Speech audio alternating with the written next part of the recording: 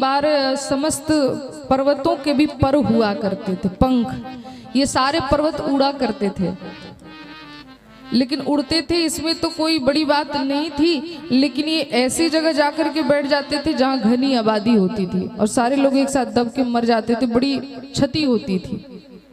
तो सारे मनुष्यों ने एक बार इंद्र की उपासना की, इंद्र देवता प्रसन्न हुए, कहा इन पर्वतों के पंख काट दो, ये बड़े उपद्रव करते हैं। तब इंद्र ने अपने वज्र से समस्त पर्वतों का पंख काटना शुरू किया। लेकिन यह जो मैनाक पर्वत था, ये पार्वती जी का भाई है, मैना का बेटा। हिमालय का पुत्र मैनाक जो था, यह अपने प्राण को बचाते हुए कि मेरे पंख ना कट जाएं, समुद्र की शरण में गया और समुद्र से कहा कि आप मुझे छिपा लो। समुद्र ने कहा ठीक है। अब ये जैसे ही घुसने लगा, लेकिन समुद्र की लहर इतनी तेज थी कि वो बाहर निकल जाता था, वो अंदर घुस ही नहीं पाता था। तब इन्होंने वायु देवता की आराधना की और वायु देवता ने धक्का दे करके उस मैनाक पर्वत को भीतर किया। तो वायु पुत्र हनुमान है, तो आज इसी के कारण मैनाक पर्वत प्रकट होता है। और वाल्मीकि रामायण का ही यह प्रसंग है।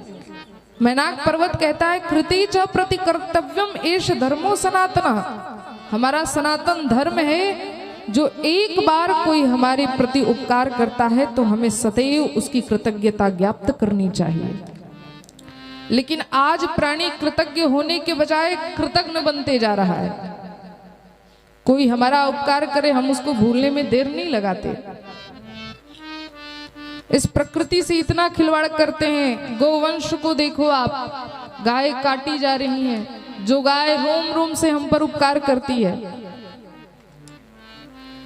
गाय का एक एक रोम हमारे लिए उपयोगी है। गाय के गोबर के बिना, गोमय के बिना भगवान भी पूजा स्वीकार नहीं करते।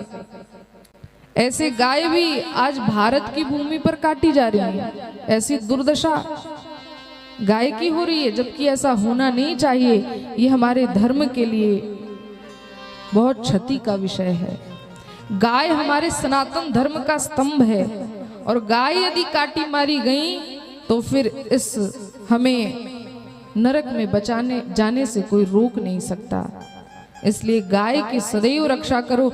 गाय कोई साधारण जीव नहीं है। आप सोचें, परब्रह्म परमात्मा को स्वयं गाय के लिए उतर करके इस धरती पर आकर गोपाल बनना पड़ा, गैया को चराए हैं। जो गाय की सेवा करता है ना, उन्हें किसी और देवी देवता की सेवा करने की जरूरत भी नहीं होती। गाय में 33 कोटि देवी देवताओं का वास होता है। गाय के 4 धन, धर्म, अर्थ, काम और मोक्ष हैं। गाय की सेवा करो, किसी ज्योतिषी के पास जाने की आवश्यकता नहीं।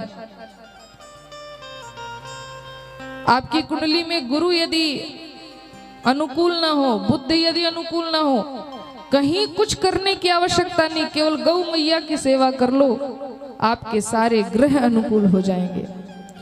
महाराज, इतना कहा जाता है कि जिस धरती पर वास्तु दोष हो, गाय को यदि वहां पर खड़ा कर दो, गाय जो घास खाते हुए धीरे धीरे जुआली करते करते जो फेन गिराती है, उस जगह का वास्तु दोष खत्म हो जाता है। गाय इतना पवित्र जीव है।